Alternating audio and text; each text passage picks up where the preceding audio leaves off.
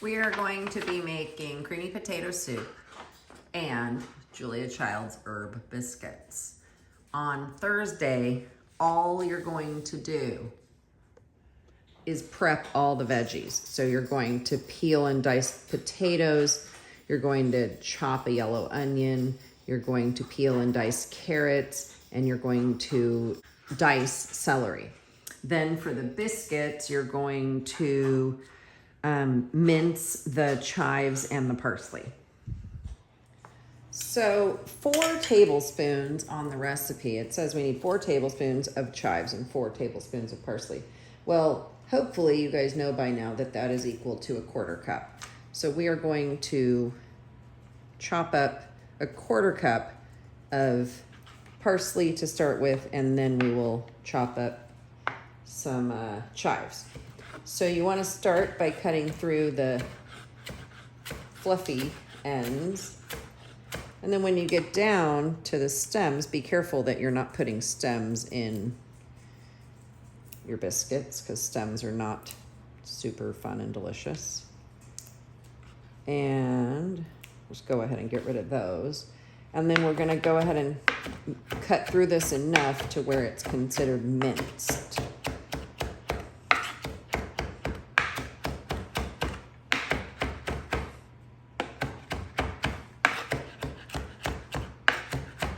And you guys have gotten pretty good with your knife skills, but we haven't done a lot of this year. We did some of this last year.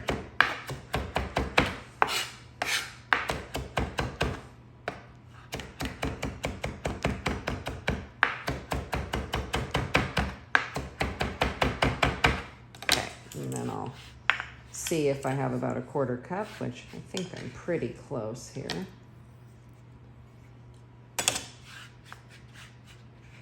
Yeah, that looks good. And I'll go ahead and put this in my custard cup. And I'll get going with my chives. Chives look like really skinny green onions minus the white end. And we're just gonna line them up and start from one end. Make sure, of course, we're bare clawing our fingers. And you want them to be very small.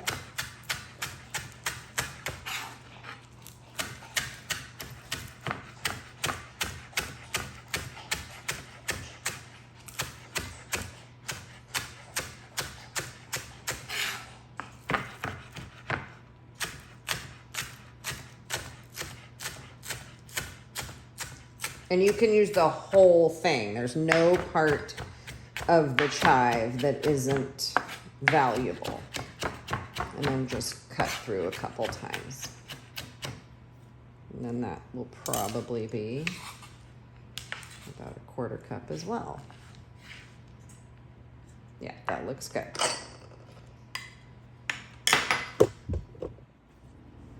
All right, I'm gonna go ahead and cut up the veggies for the soup. And I'm doing 1 large carrot, and hopefully you remember some of the things that I've taught you about cutting things that are round. You want to make sure they're flat first. And for soup, you really don't want to peel your carrots. It's actually not recommended. And the reason for that is a lot of the nutrients are in the skin of the carrot. That's where the vegetable touches the dirt. And so that's where it gets all the minerals. And when you peel them, you are removing some of the minerals.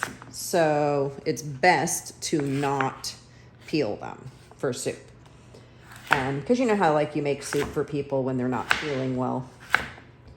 So notice we're gonna cut this pretty small. So I'm cutting really thin. Remember our cutting contest. We're kind of doing that same thing. We're almost julienning them.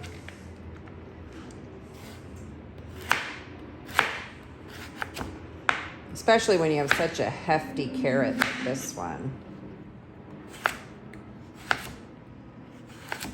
Okay, and so I've cut them all one way, and now I'm gonna just cut through. It doesn't have to be a perfect square. So I'm gonna cut through. As long as it's pretty small, you'll be in good shape. because they have to be able to cook pretty fast, because we're cooking the whole thing on Friday, and it really shouldn't take more than about 25 minutes to cook the whole soup. But I don't know if you guys remember when we made the vegetable soup last year, some groups don't cut things small enough when we do that one, and then their veggies are all crunchy and hard. And you really don't want crunchy vegetables in your soup. That's not how it should be. This should be a creamy soup, the idea. If you've never had potato soup, it's very creamy and yummy.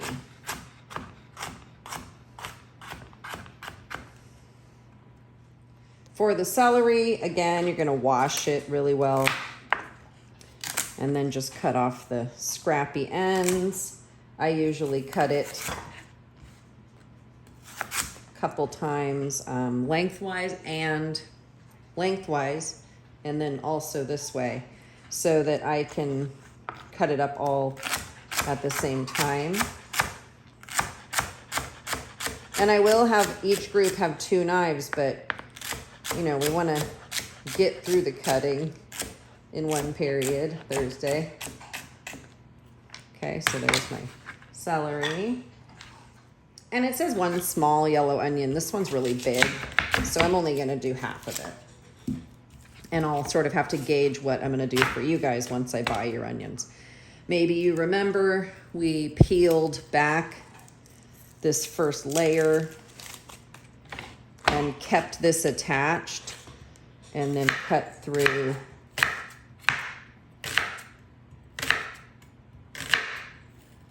but leaving that attached.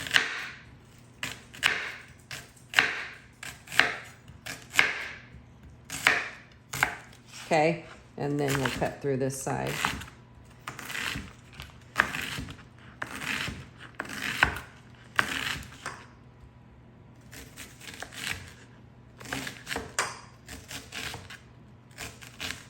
And that's a great way to cut an onion that's pretty easy,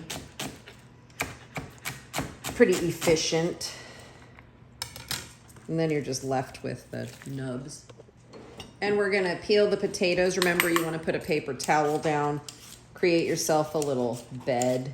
See how my potato had a funky spot? I just kept peeling until the funky spot was gone.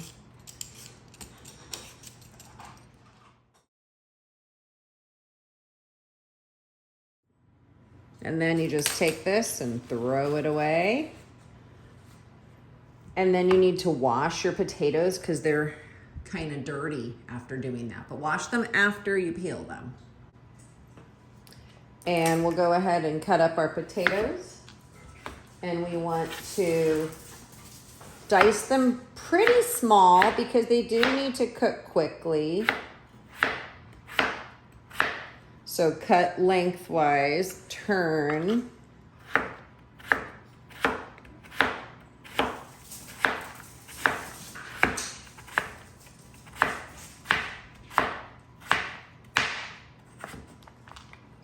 Okay, so you don't want anything bigger than these pieces here. Okay, so they should be pretty skinny. See how small that is, like compared to my fingers? All right, they need to be pretty small because like I said, they have to cook relatively quickly.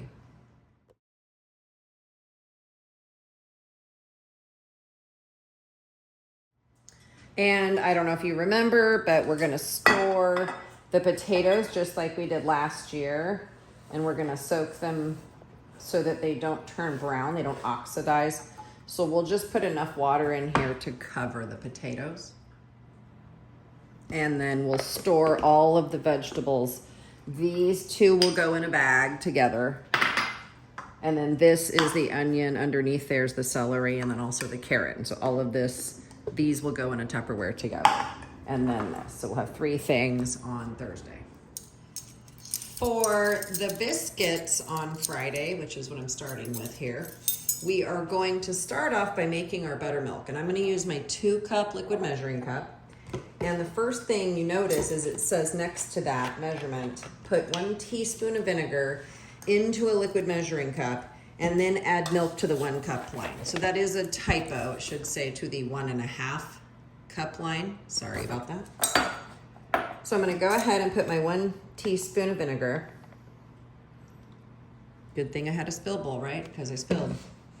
And then I'm gonna pour my 1.5 cups of milk, and we're gonna be careful we don't spill or go over, I'm sorry, because we can't pour it back into my container because it's now buttermilk. The vinegar will cause it to curdle, which is what we want it to do. That is the goal for the biscuits. Okay, I need to measure 2 teaspoons of salt. Would you believe the only thing I don't have at home is one of those little plastic levels? I've got a lot of supplies. All right, it says I need 4 teaspoons of baking powder, so I'm gonna take 1 teaspoon and 1 tablespoon, because you and I both know that 3 teaspoons is a tablespoon. And then for my baking soda, I need a teaspoon. So these are gonna rise like crazy. But remember, baking soda doesn't taste very good. Baking powder is very neutral in its flavor.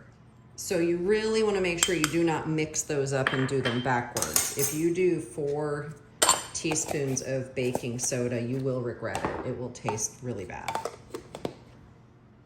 I am cracking up a little bit because this is Julia Child's recipe. And you know, she's this like expert of cooking, but why are her measurements so weird? I've never made this recipe before. It says we need 8 tablespoons of shortening, and I know that that is equal to a 1/2 cup. So I am going to use my 1/2 cup measure rather than measuring 8 tablespoons. And then it wants it to be cold, so I will keep it in the fridge until you have to measure it. I need to crack my 2 eggs.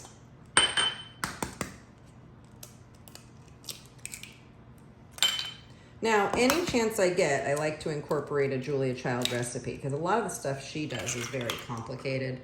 This is a biscuit. Biscuits are pretty simple, so I'm not worried about us being able to accomplish this. I know we can do it, but there are a couple of tricks for biscuits. All right, I'm gonna measure my 3 cups of flour.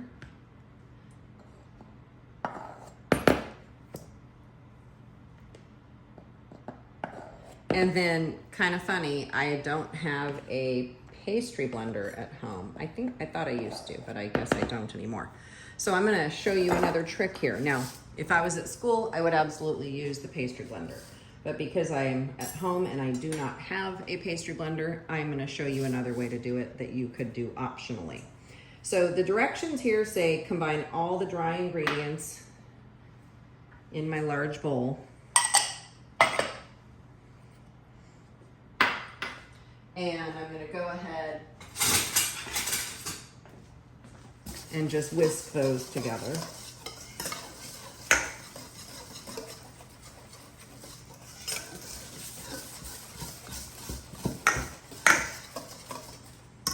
Okay, now it says to cut in the shortening. So when you don't have a pastry blender, it'll always say with a pastry blender or 2 knives.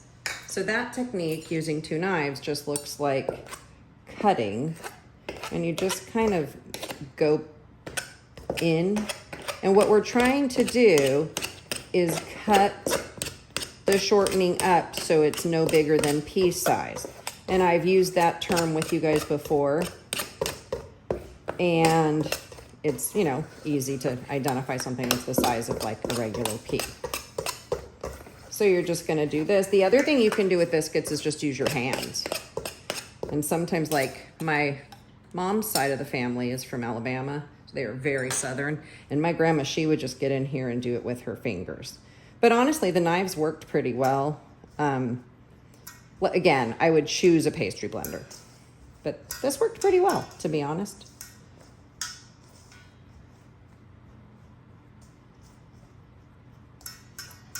All right, so I'm just making sure that's pretty small. All right, my next step is adding the herbs.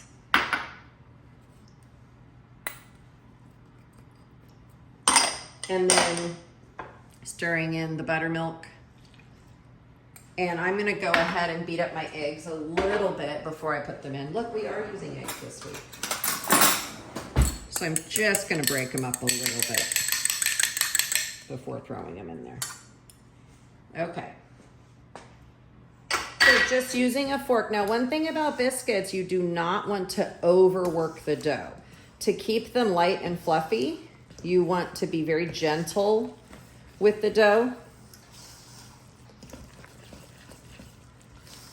So I'm not gonna get in here and get too crazy with it.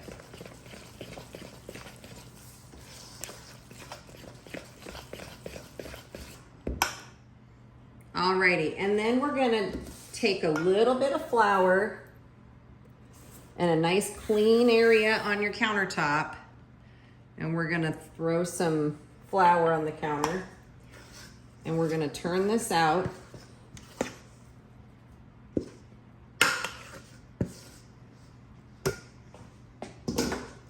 And it's going to be what's called a shaggy dough.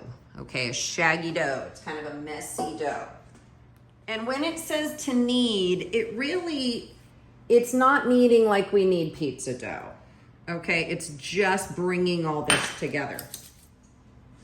So I'm going to just take my hands and a little bit of flour, make sure there's flour everywhere, and I'm just gonna pull it together. So we're not kneading it like you think of kneading in the past, okay? We're just making sure it's all together. So that looks pretty good. It's kind of a messy, it's called shaggy dough. And then we're gonna roll it out. It says to pat or roll, so you could just flatten it out. Or if you wanna get your rolling pin out, you could. I mean, I probably wouldn't bother personally with the rolling pin, just because it's one more thing I have to wash. So about like that. I want you to be able to see the thickness of the dough. See, it's not very thick. It's like maybe ½ an inch, a little bit thicker than that. All right, and then we're going to cut these, and you can just use one of the cups in your cabinet to do this.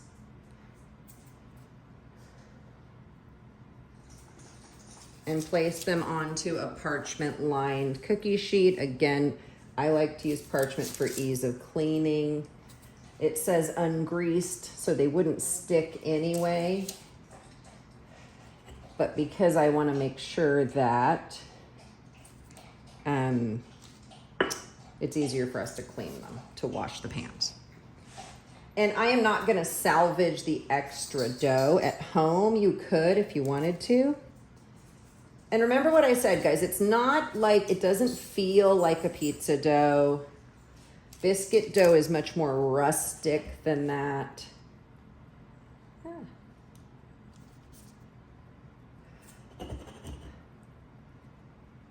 It's gonna be a little sticky around the edges, and that's okay.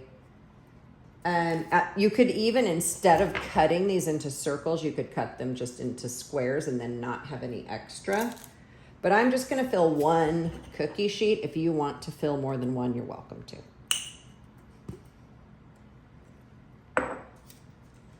So I've got 12 here on my cookie sheet. Probably for the future, I would cut this recipe in half because it's a lot. Okay, now Friday, I do need you guys to divide and conquer. I want you to have the assistant cook be in charge of the biscuits and the cook be in charge of the soup. Now the cook can do most of the soup on their own, but the assistant cook will probably need a little bit of help. So Friday, we're going to measure this stuff out, and then separately the assistant cook will measure out the biscuit stuff, because there are some overlapping ingredients and I don't want you to mix up the ingredients. All right, for the soup, we're going to do step number 2, which says to combine the diced potatoes, the carrots, the celery, and the onions with the chicken broth. And you may remember we have to drain our potatoes in the sink in the colander. So I'm gonna go ahead and pour my potatoes in. And then you wanna do this right away, like right away when you walk in the door. This is the very, very first thing you do. And then notice on here it says with salt and pepper to taste. So I would start with just a little bit of salt and a little bit of pepper, maybe a teaspoon of salt and a half teaspoonish of pepper. And then later on, taste it to see if you're ready to say, yeah, that's how it should taste. It will probably take a little bit more than that, but I don't want you to go crazy in the beginning. Go easy early on, you can add more later. I just got my biscuits out of the oven and they are gorgeous. They have a nice golden brown bottom and just a touch of golden brown on top. I baked them for 12 minutes, but I would bet in the classroom we're gonna bake them for a shorter time because those ovens are very powerful. All right, so I'm putting it on the stove. I'm gonna give it a good stir and then I'm gonna cover this up and let it come to a boil.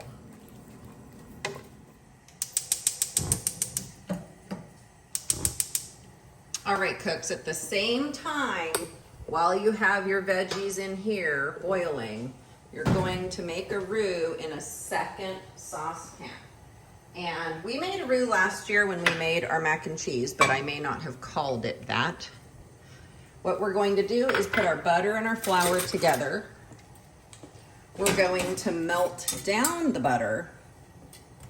And what roux do, R-O-U-X, is it creates a thickener for us. So this is going to thicken our soup.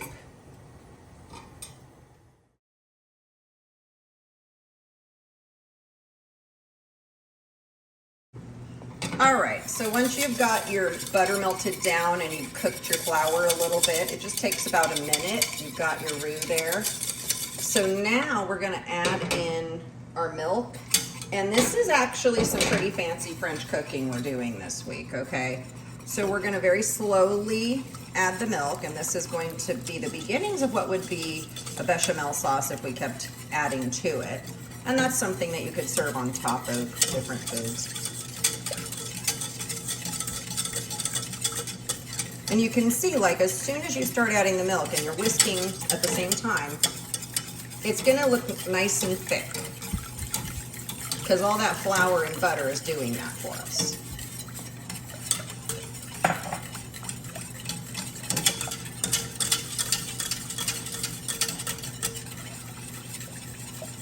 And all the while I'm doing this, my veggies are over here cooking away, okay? So they need to have some time to soften before we go any farther with that. And you're just gonna keep stirring this until it's nice and consistent. And maybe you even remember the thickness last year when we made the mac and cheese, like that melted milkshake texture, thickened milk. After your veggies have been cooking for 15 or so minutes, and at a good steady pace, like you wanna keep the flame on a medium high, you want to keep it looking like this the whole time. It should not be simmering, okay? We're trying to cook the heck out of these potatoes. You can check and see how they're doing by grabbing a fork and trying to poke it in to some of the potatoes. Mine are getting close, but I would say it needs a few more minutes. So I'm just gonna put the lid back on and let it keep going. Alrighty, so you can see that in the process of cooking, my broth, it did not evaporate. It went into the vegetables. So they are very soggy, which is good. That's sort of the texture you want them to be, because we want them to break down when we start mixing them really well. And you can see they're very, very soft. Oh, you can't see. Okay, they're very soft, and when I do this, they sort of break down, that's ideal. That's the situation we're looking for. Okay, so now we're going to, and this just sat for, I don't know, 10 minutes, and it was totally fine. You don't have to stir it 100% of the time. So now I'm gonna slowly add this in, and my fire is still on.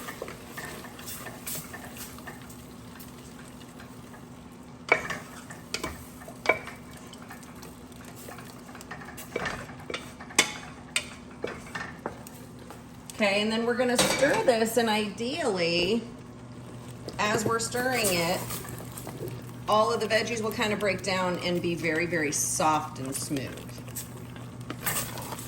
Okay, and then at this point you can turn off the heat and just stir, stir, stir.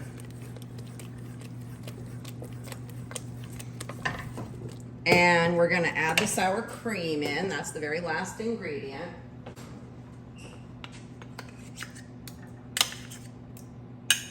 Okay, and we're gonna stir the sour cream in, which will make it even creamier. But the veggies will actually provide a lot of creaminess too.